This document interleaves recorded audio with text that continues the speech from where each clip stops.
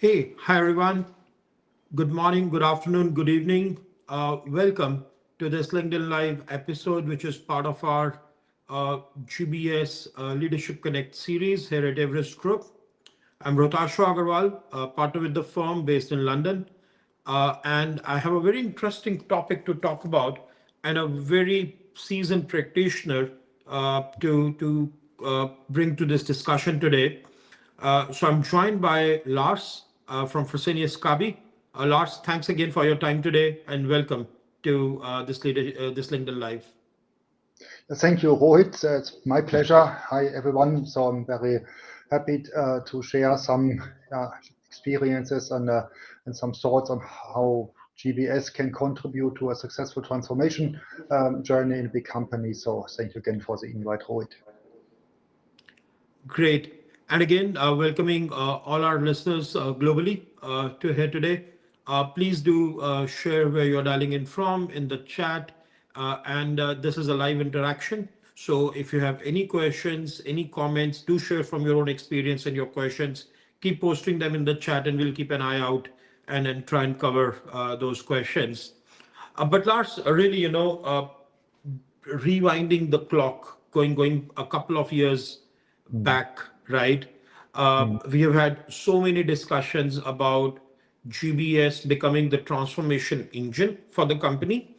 And many are doing that at varying scale, varying pace, and varying degree of success.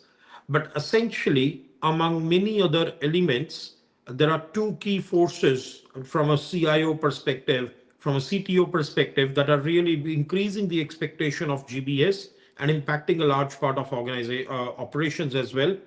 One is, without a doubt, the AI, with the scale at which the potential that AI offers and the scale at which it offers to change the way we work.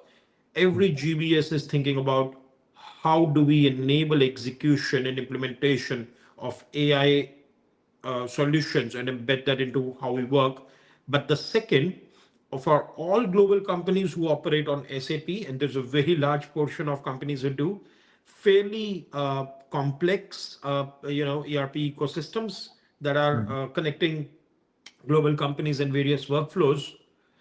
Many of them are in different stages of their journey in transitioning to S4 HANA. There are very few who have actually completed that journey, fully, but most are in the process. And very interestingly, while many talk about it as a technology project, the largest impact is on the entire organization, the rest of the operation, and everybody is impacted. And that is where, as Lars, again, over several months, I have enjoyed talking about it with you, with many other GBS leaders, of how their GBS is part of the journey. Now, some journeys are more enjoyable than others. Some are definitely painful, but some, like yours, is truly inspirational, where the GBS was not only a recipient or a kind of seated in the back seat, but they were part of the conversation. They were co-leading, and they were making it easier for the broader organization.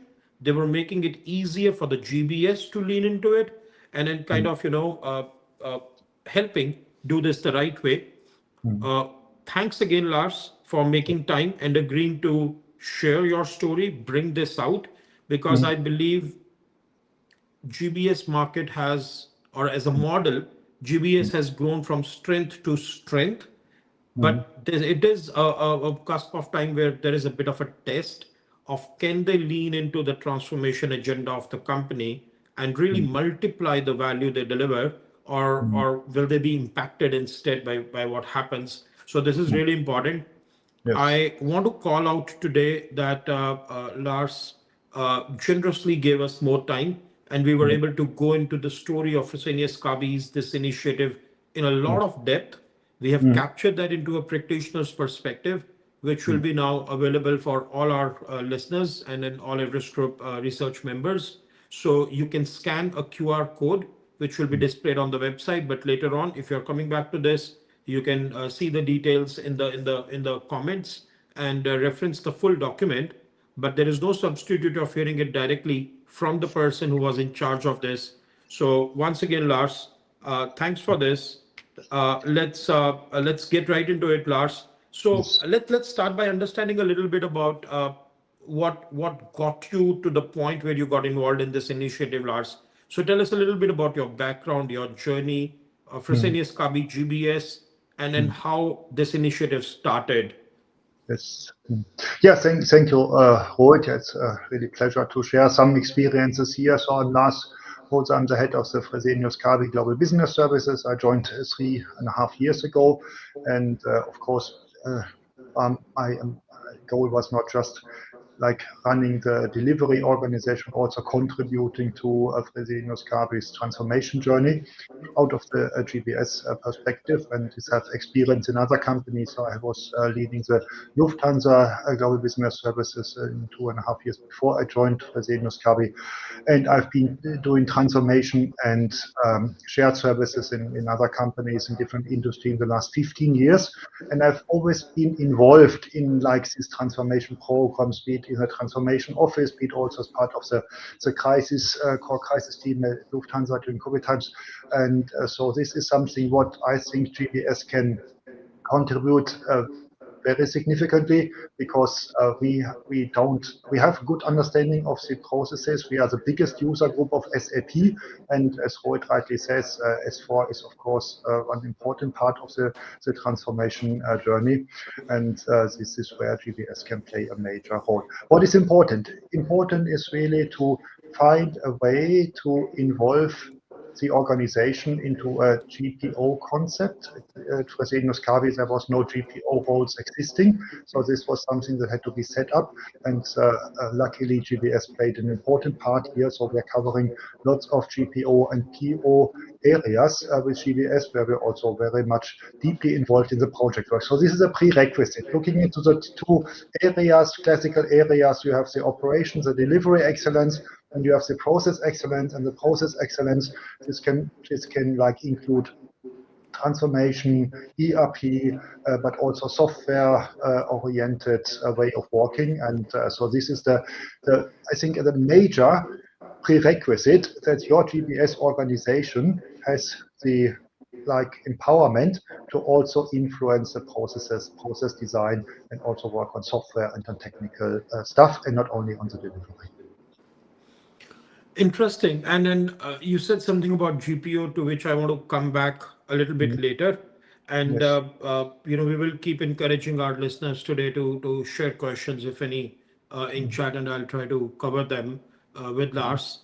But mm, Lars, a very, very interesting background. And again, you have had unique, a little bit, maybe not fully unique, but rather not very common either, experience across both technology and operations. So you have had a focus on kind of thinking about transformation differently than how mm, so many other GBS leaders, especially in Europe, think about.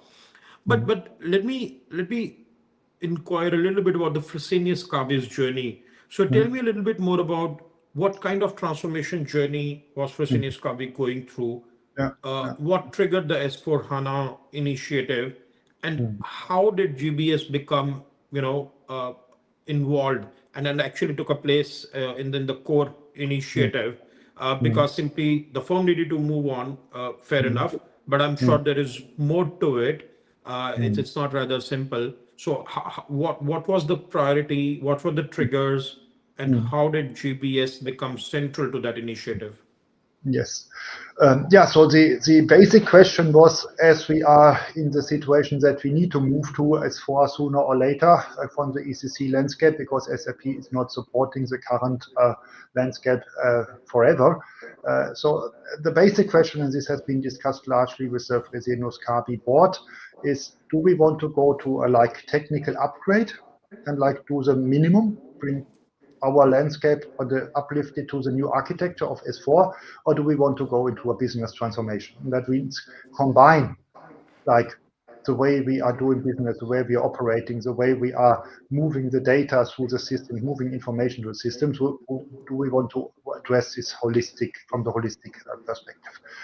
The discussion, of course, had a different directions in terms of cost, benefit, and classical transformation journey. And so the situation as such is not simple. We have a number of SAP systems, 5 different SAP systems, and a lot of differences within each of the 5 systems, different sizes, different releases, and many company codes are also working differently. So nothing is standardized so far, and this goes back to the history of the company, where the company was focusing very much on their markets, on their products, or on their like local improvements. And now we try to integrate the company, and this goes also well in line with the transformation journey Fresenius is in. Our CEO Michael Zen is explaining this very much also in the industry and beyond the industry to make to emphasize on the importance of like transforming the business as a whole, and working on an integrated way instead of like optimizing in either businesses, units, countries, or things like this. And this ultimately led to the direction that we say, let's approach it more from a holistic perspective. We see weaknesses in the processes, we see some rooms for improvement also in our value chain, and let's combine this, because S4 provides us a perfect architecture, and of course it's a lot of work, lots of groundwork required to define the standard processes, to come to the right process designs, to come to a harmonized, standardized way of working, and not a localized or like a differentiated way. But ultimately, the trust on the company was given that we are able to manage this transformation journey, and this is why we call it tech-enabled business transformation, and not so much like S4 implementation, to make sure this is a business transformation in the first place. And of course, with the help of the technology, S4 particularly, this is of course a big like coincidence and a big lever, and this is how the program started. That's fascinating because again, I in the beginning I mentioned there are two big transformation levers among others that many companies are focusing on, and GBS are in the middle of it. One was AI, other was SAP. Even in AI, we are seeing that kind of disconnect. Are companies thinking about what is the business transformation or the business problem they need to solve and figure out the AI solution? What, how much, when? Versus they're thinking about, oh, this new AI tool I have, where do I put it? So that I think that thinking, however easy it sounds, is a key differentiator. And then something else you mentioned is a prerequisite, the GPO model. Would How would you describe a the impact of that business transformation first mindset and the GPO model, ensuring GBS played a central role, which is not common with many of your peers, Yes. rather than being involved as an afterthought? So I was curious to ask, why did that happen? And it seems like these couple of elements had a key role. But also, Lars, as you explain, I want to hear your opinion. If somebody does not have a GPO role, does that or model, does that mean their GBS cannot play a key role in this transformation? So again, two questions. Why could you take the central position? And then part of that, the business context in the GPO. And what does somebody do if they do not have the GPO model? Yes, yeah, it's very important. So ultimately, you want to move from a variety of processes, from lots of different ways of working to one, and you need someone who defines this, right? So if you ask country or region or like business units, I will always say, oh, my process is good, so let's declare it for the standard. So you need someone, independent person, independent experts who defines the processes. And this is why we have designed a GPO organization. So in the beginning, it has been 12 end-to-end processes, for example, like record to report or plan to perform or order to cash. And now this has been condensed to 7 end-to-end processes. And for each of these 7 processes, we have defined a GPO role. And so this can be within GBS, this can be without GBS. Of course, GBS is very much overseeing all the areas, invoice to pay, order to cash, record to report, what is 3 important areas out of 7. And sometimes in some companies, you have like the responsibilities for processes, methods, and systems. within the GBS organization, and sometimes it's with corporate. So this is very important. It's not so important where it is particularly, but it's very important that you design a GPO organization and give a clear mandate to someone to determine and to design the way the processes be conducted and operated in the future, because otherwise you will never come to a standard and you will never make the best use out of SAP. So this is very, very important. Luckily, GPS plays a big role here. I've also seen it different, for example, in Mercedes-Benz Group, where I spent the first 17 years of my career. There was a dedicated corporate department who were responsible for the process methods and systems, process design, including translation to the IT departments. And here it's part of the GBS organization, it's part of the program, it's part of the business. So we looked into the required profiles, and then we did not so much look into what is the best area, what is the best line area. We looked into how can we help the program best way to come to these standards, to come to this design, and this is why we've allocated the GPO. If you don't have GPO, from my perspective, this cannot work out. You cannot undergo a business transformation like Tech Enabled or Enabled by SAP without having a GPO and PO organization in place, because you will hardly have someone who has the mandate and who has the power and who has the capabilities and also the hierarchy to design things and determine the way of working for the company. Because ultimately, this business transformation will lead to a change in the ways of working, in the ways of looking into things that it requires much more discipline than we have now. So it's a lot of change management and also change behind it. And this is why it's so important that you have this particular GPO organization.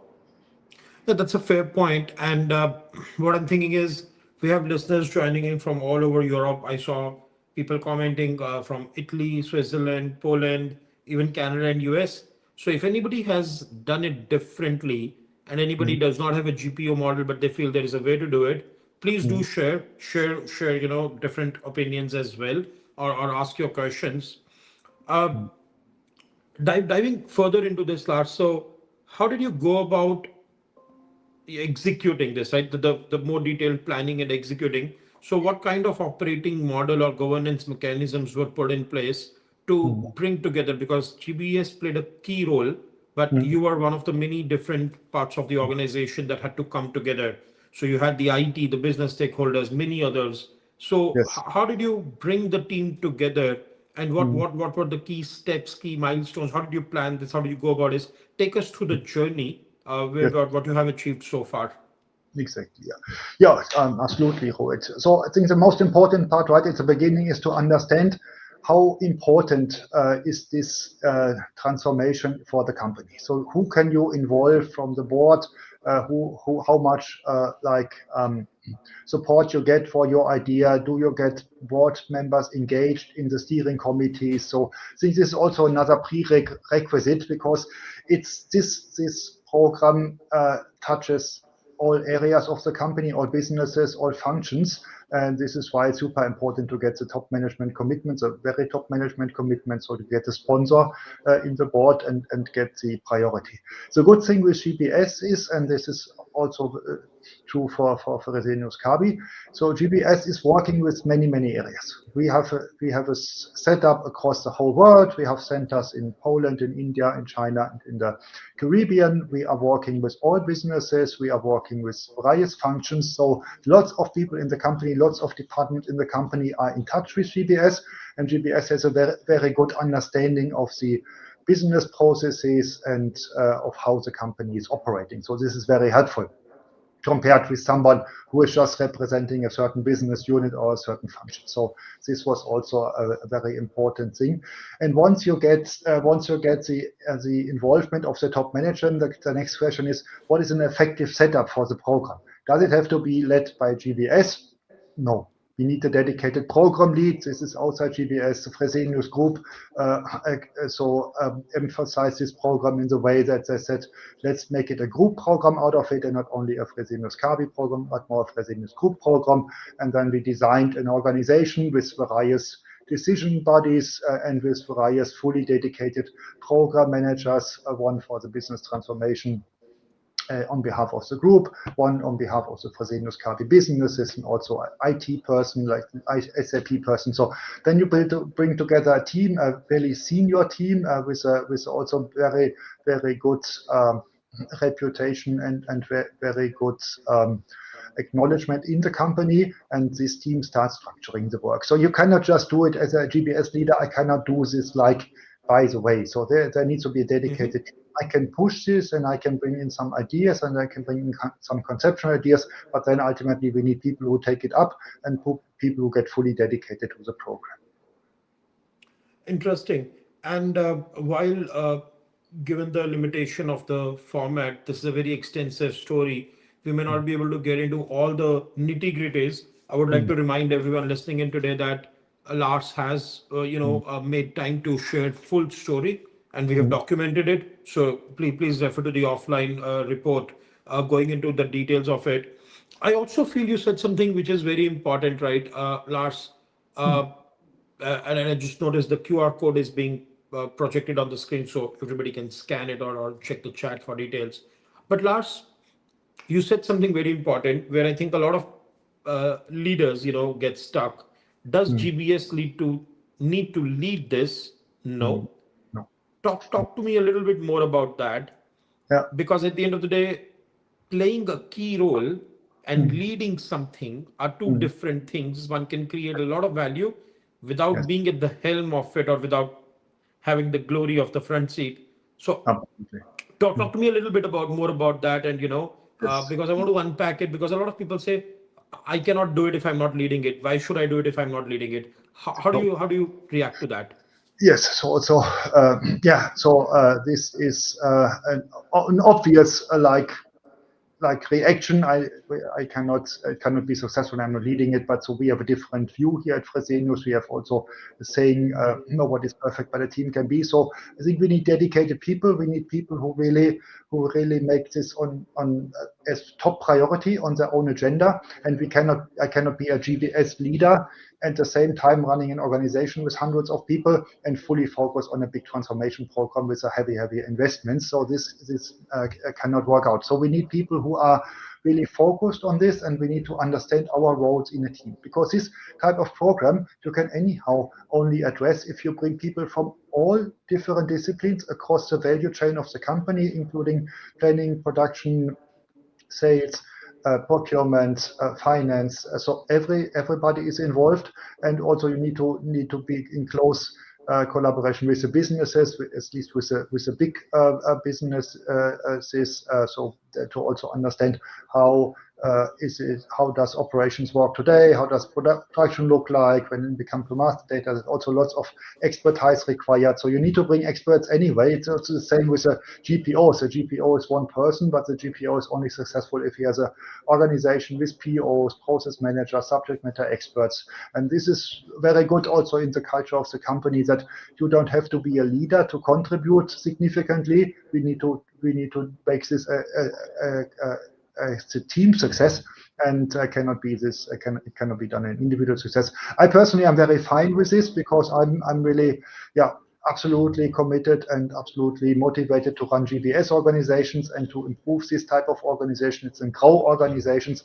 I would not want to be the fully dedicated program leader to this. And we have very good people who I'm also have been working closely already before the program started, and this is why it's a good team. So maybe the short answer is, it's not a question about the leader, it's a question about the team, and this team needs to be really put together in a really powerful way. And this is why this was a very successful start now here at Fresenius.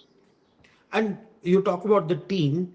Were there specific capabilities in the team that you did not, or typically a GBS does not have, or even in an organization, it is hard to find and bring into the central team? So you had to dedicatedly go and add capabilities by hiring people elsewhere in the GBS. So from a Yes. team perspective, were there any key success factors that you had to work on to make sure this all comes together? Yes, absolutely. So there's some key success factors, and ideally you have someone in the team who has been doing this in a similar way before with another company. So since Fresenius is on a change story since 4 years, so we of course have hired many people from outside, people coming with relevant experience from the industry, from different industries, and some of them had some experience already on S/4HANA or business transformation journeys. So this is one thing. The next thing is that we bring people together from different disciplines. So maybe one more from the process perspective, one is from the markets perspective, one from the IT perspective. So we need to bring people from different areas and different disciplines and different fields of knowledge together, because ultimately this is a very complex program what addresses everything. It addresses every process in the whole company, and is highly technical, and also requires deep knowledge about production, deep knowledge about the products and the production processes. So this is, again, the diversity of the team is very much key, and also the collaboration mindset in terms of compared with making it a success for an individual. And I was hearing you the last, 20, 25 minutes. You Mm. make it sound very easy, you make it sound very seamless, but I'm Yeah. sure it was not and it is not. So talk to us a little bit about what were the key challenges and learnings during this transition, Mm. how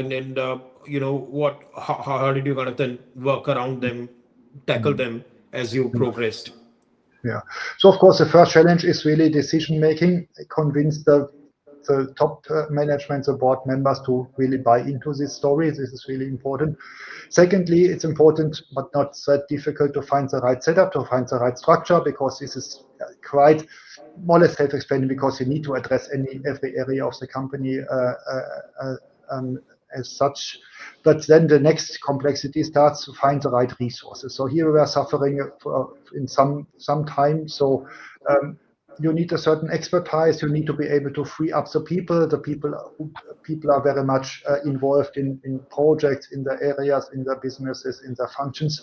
This is really important, that you free them up and make the best people available, that you have a commitment that good people are also allocated and assigned to the program and not kept in other projects. So I think this is the most critical thing after the decision making, that you have enough resources, enough internal resources, because if you just come with the consultants and they come with lots of manpower, but they're not the change agents like an internal leader can be. And this is why we need the right mix between internal resources and also external support.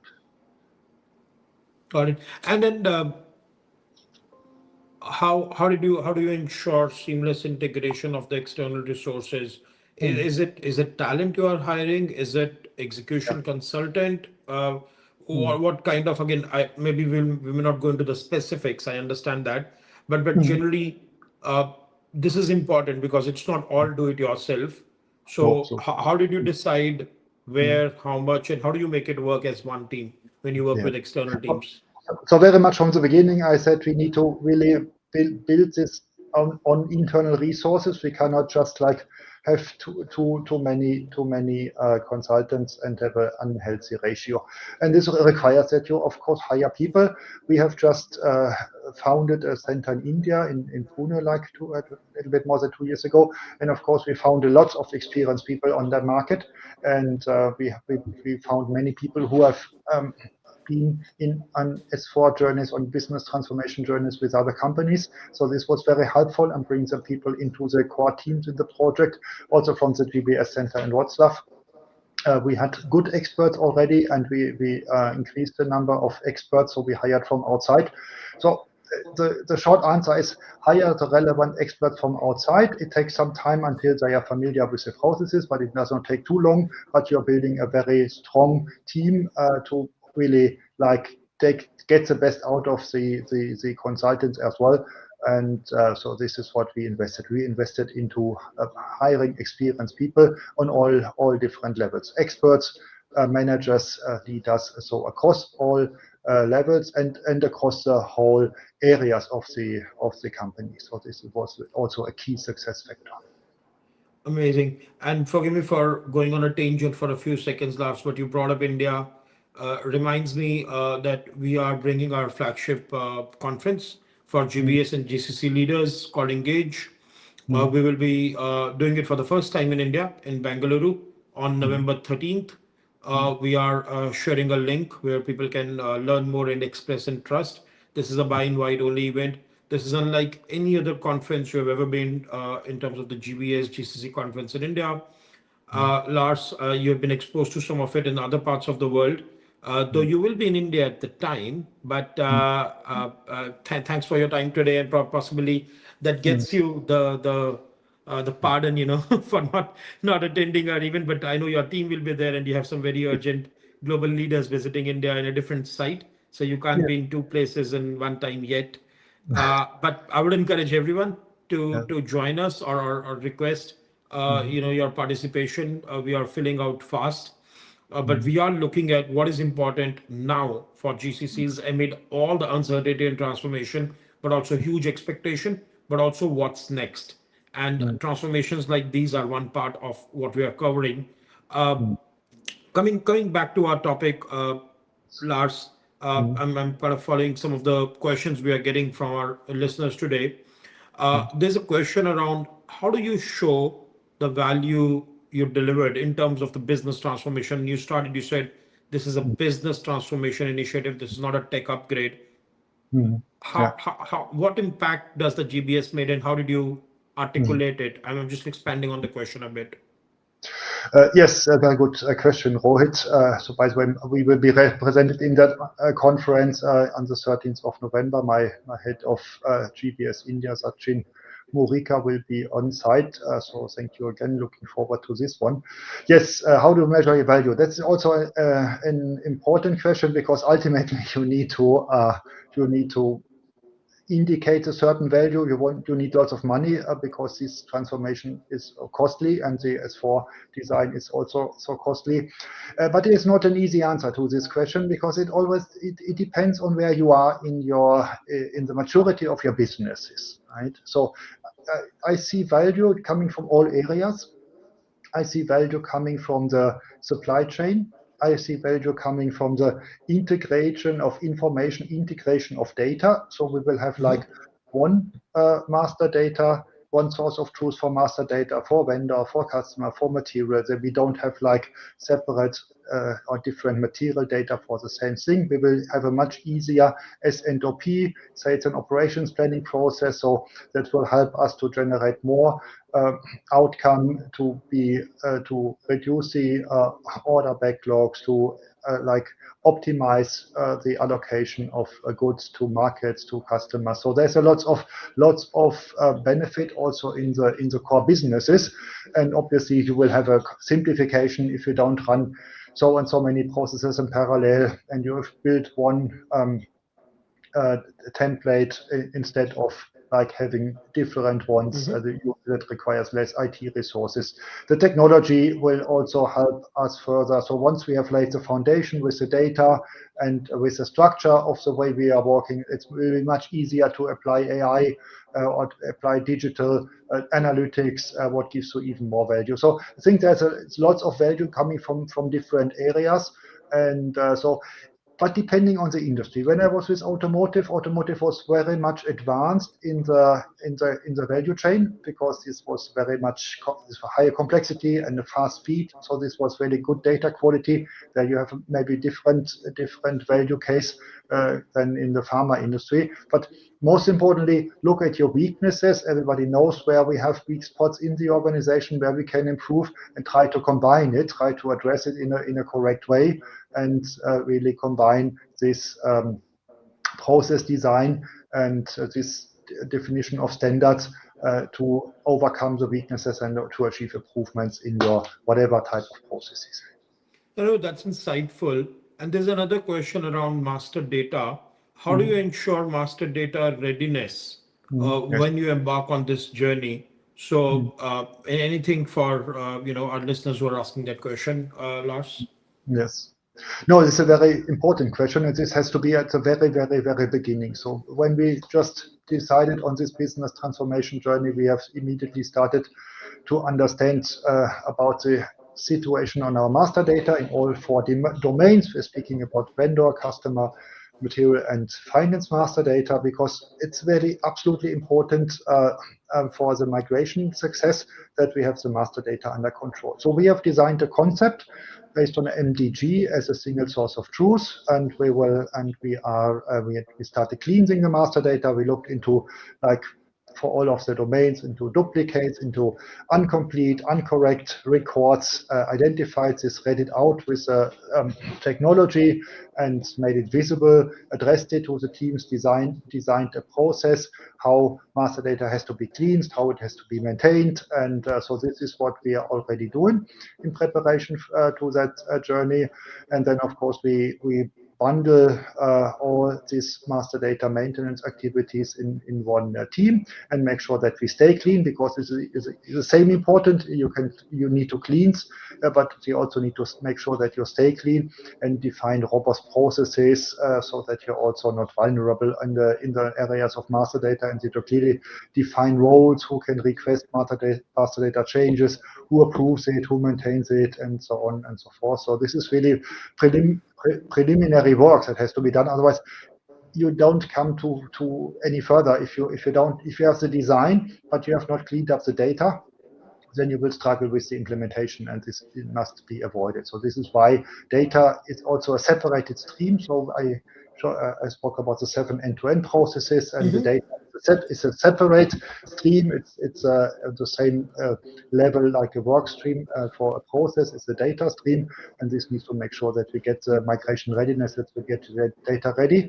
And we started early enough, so we have time to do our homework, but it's hard work given the size of the company and the different ways of working we have seen in the past. Got it. And thanks to Mauro for submitting this question.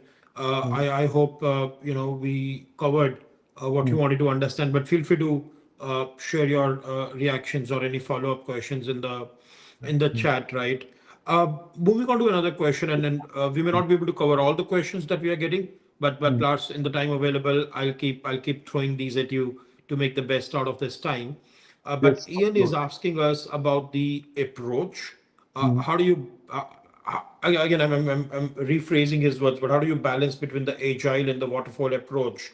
And Ian has done both, and then found agile to be more effective, more transparent, but you have to adjust it a little bit. So yeah. Lars, from your experience, how did you plan this, and then is there a clear winner approach, or how do you balance? Yeah, so it's for me, it's a difficult answer, because I'm not a big fan of the agile or waterfall models. I'm a big fan of things that fit to the company and that work out best, right? And at the end, it's a combination of both. So in some areas, it needs to be waterfall, especially when it comes to the right resources, when it comes to the priorities, when it comes to common goals, and also like assigning the best people to the projects. Then a certain hierarchy is required also in like setting up the work streams, setting up the deliverables, the priorities, and the right sequences. But of course, when we are working in the work streams, we have defined an agile approach, and this is like, it's also copied somehow from the automotive industry, bringing people together from different functions, bringing experts from different functions together. Bring a finance person, bring a procurement person, bring an IT person, bring a business person, bring a supply chain person into working groups, and they make the best out of it, because everybody comes with a different perspective. So this is what I call diversity. So bringing different capabilities and different also nationalities, different views on the table, and then you will, and given these common goals and clearly defined goals.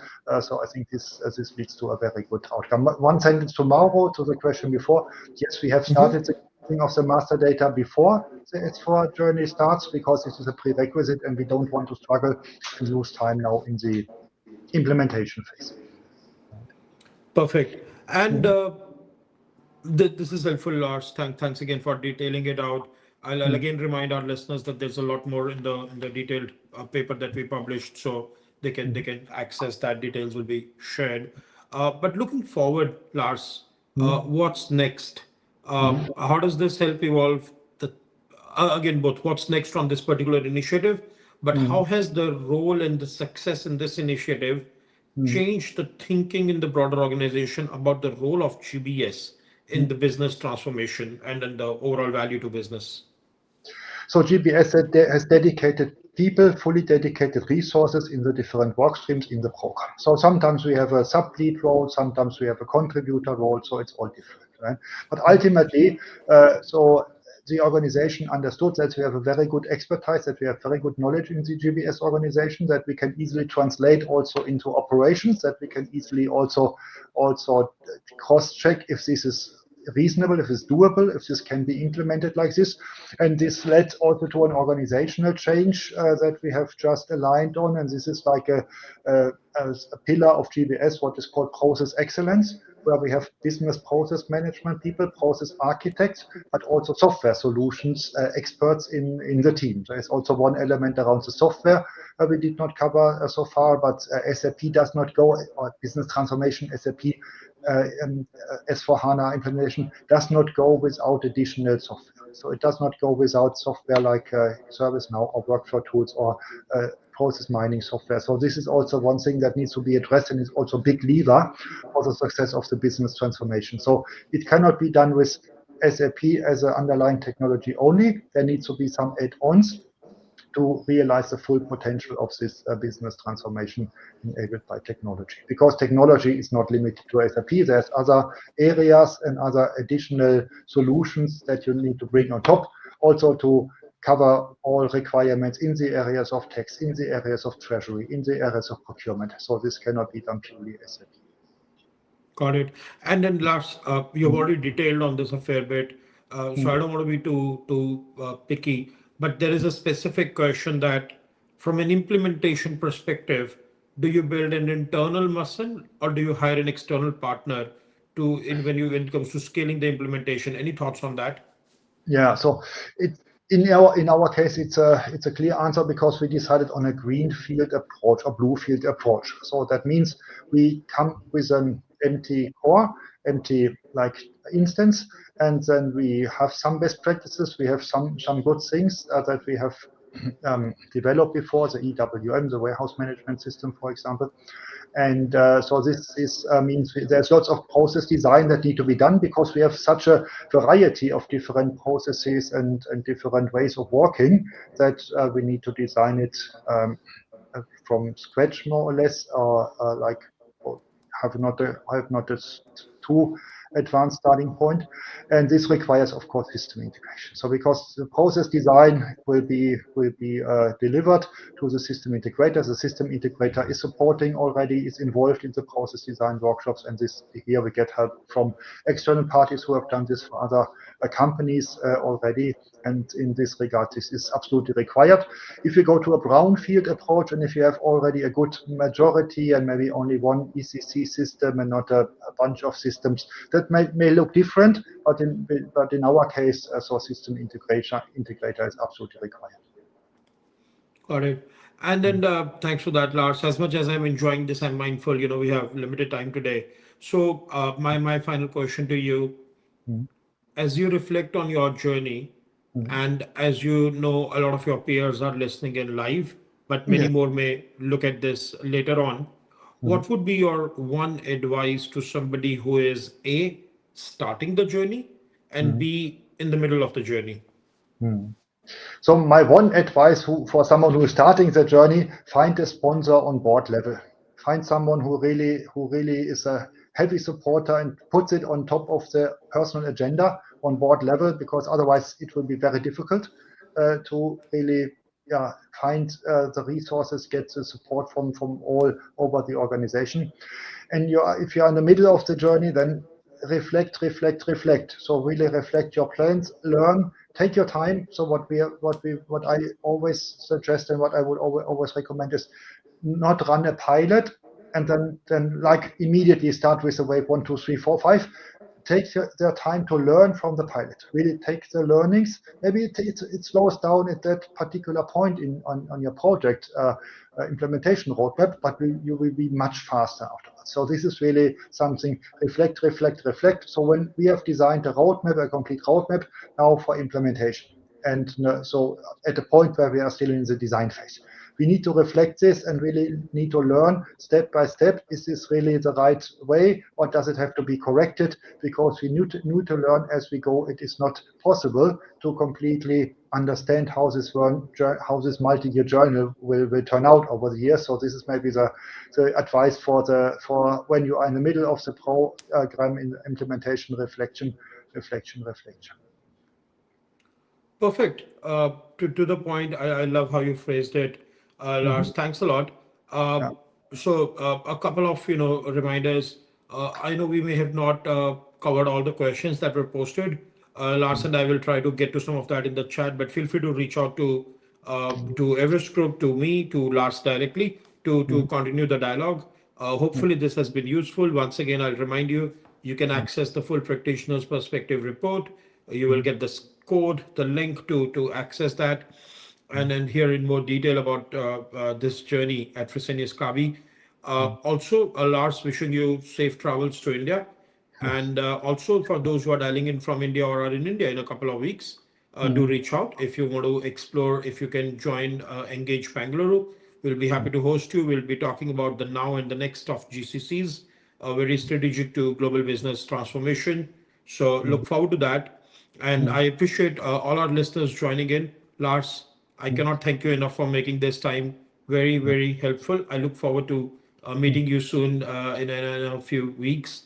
But thanks again for your time, and have a good rest of the day, everyone. Thank you, Roy. It was a pleasure, and thank you to everybody who dialed in. Have a good day. Bye-bye. Thank you.